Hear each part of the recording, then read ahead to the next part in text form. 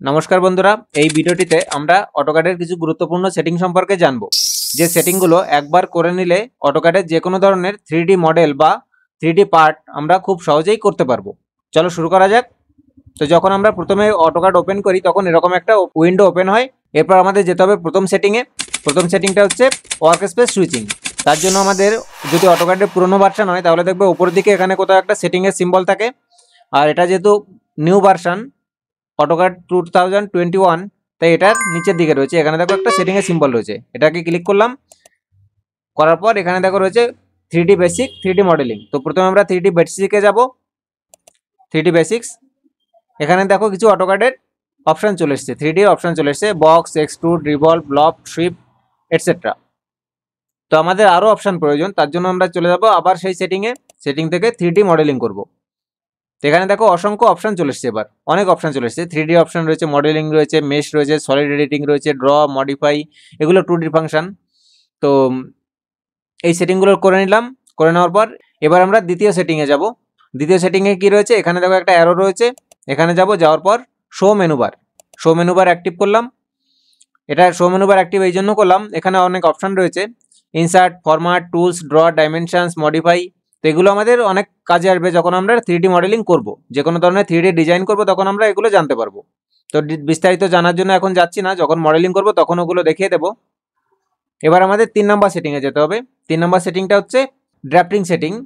Drafting সেটিংয়ে যাওয়ার জন্য যেতে হবে, এখানে দেখো মডেল রয়েছে নিচে, এর পাশে একটা অ্যারো রয়েছে, এই অ্যারোতে ক্লিক করলাম। করার পর এখানে দেখো স্ন্যাপ সেটিং, স্ন্যাপ সেটিংয়ে যাব। ড্রাফটিং সেটিংয়ের উইন্ডো ওপেন হয়ে গেছে। এবার যেতে হবে আমাদের অবজেক্ট স্ন্যাপ।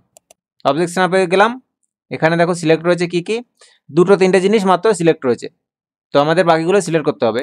মিড পয়েন্ট যেরকম প্রয়োজন, কোনো লাইনের মিড পয়েন্ট, তারপর perpendicular point, tangent line, nearest, quadrant, যেগুলো প্রয়োজন সেগুলো আমরা সিলেক্ট করে নিলাম। নেওয়ার পর যাবো 3D অবজেক্ট স্ন্যাপ। যেহেতু 3D মডেলিং করবো তাই 3D অবজেক্ট স্ন্যাপেও যাবো।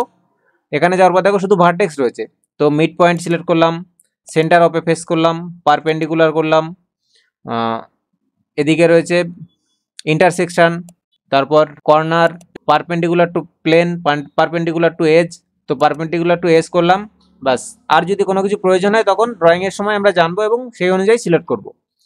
ওকে, ব্যাস 3টে সেটিং হয়ে গেছে। এবার 4 নম্বর সেটিং, এখানে আমাদের রয়েছে 2D ওয়্যার ফ্রেম। এটাকে আমরা করব রিয়েলিস্টিক, যেরকম যখন যেরকম প্রয়োজন সেটা করতে পারি। তো প্রথমত আমরা এখানে রিয়েলিস্টিক করে রাখবো। ব্যাস, সেটিং কমপ্লিট হয়ে গেছে। এবার আমরা ড্রয়িংটিকে সেভ করব, Ctrl+S। ব্যাস, একটা ফাইল নেম দেবো, সামথিং একটা দিয়ে দিলাম, যে কোনো কিছু, যে ফোল্ডারে সেভ করবে সেটা সিলেক্ট করতে পারো। করার পর এটা সেভ করে দেবো। ব্যাস, তো ফাইল সেভ হয়ে গেছে। এবার আমরা যে কোনো ধরনের 3D মডেল ক্রিয়েট করতে পারি। আর যে কোনো ধরনের 3D করতে হলে প্রথমে আমাদের 2D করতে হয়। তো এই ব্যাপারে আমরা বিস্তারিত পরবর্তী ভিডিও থেকে জানবো।